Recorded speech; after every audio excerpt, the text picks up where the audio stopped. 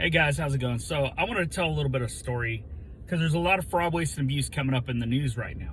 Now, is all fraud, waste, and abuse the same? Not really. Some are, some aren't. But this case, we got in trouble for fraud, waste, and abuse, and it turned out we were actually trying to save the American taxpayers a buttload of money. So in 2009, I'm running the JMMT North with Frank. We're the facility managers. If you know who Frank is, you'll know what I'm talking about. We were both over safety. Work for JMMT, and we need to get these signs, like 130 of them. We go to the sign shop for KBR, we get them set up, and we're gonna get like 130 signs for like $700 total. So it's less than $7 a sign. I mean, it's way cheaper. But the point on it is, we get this all set up, then all of a sudden we get word that they're getting in trouble for fraud, waste, and abuse because we want to get these signs made in country. And then what they do is they tell us you have to order them because the task order changed. You have to order them through the GSA catalog. And then you got to pay all this extra shipping. And basically what it turned out is there's a bunch of money laundering between getting stuff from the United States through Bahrain and Qatar, and then in through Kuwait into the country of Iraq.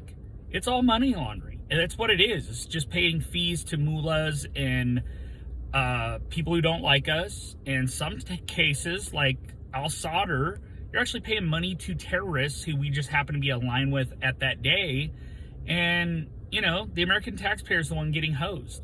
So, kind of sad, but in a contractual sense, we had to pay all these fees and pay this essential bribery, where there's senators on the cut and congressmen on the cut and everything else along the way, because that's the system that's set up. And then if we don't do that, we get in trouble because we were going to just have them made in country where they were going to be significantly better, cheaper. The other side is when mail goes through Bahrain and Qatar, a lot of times like 30% of it gets stolen. And we worked for the mail mission, so we know that it was getting stolen. They break in, they take the stuff, they sell it on the open market, or you get guys getting identity thefted all the time. It was a regular thing. And, you know, they'd report it to us, we'd report it up the chain, but that's what was going on in the Middle East at the time. And the American taxpayer is the one footing the bill for it, none the wiser getting screwed over on this. So please share this story. I know we all know that story of the $90,000 Bolt bag that the guy is a witness in front of Congress and all this stuff. But this sign thing's just about the same deal. There's like 10 times markup. And truthfully, they could have been made in Iraq by a happy government contractor. You know they're there. You know they're not going to get robbed. Literally, the guy makes them and he hands them over to us. And that's what should have been happening. But instead, we got to go the contractual sense. And instead, KBR got in trouble for doing what they had already done with that, all because the contract said so.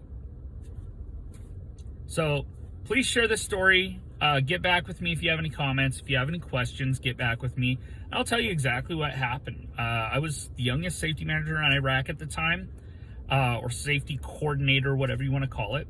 And, you know, my memory's still kind of fresh on that stuff. Thank you, guys.